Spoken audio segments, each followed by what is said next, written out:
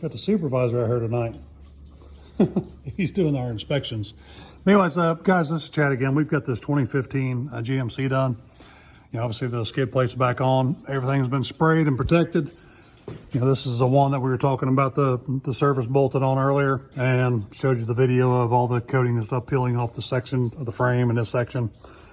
As you can see, everything's sealed in and coated and protected now. This product will actually soak through the coating that is there, so when it starts delaminating, this will actually flow in behind it and protect the metal.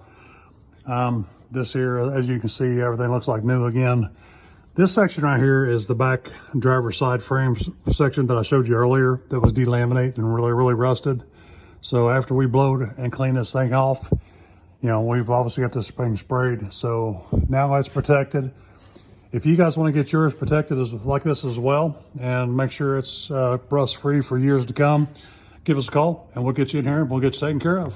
Thanks, guys.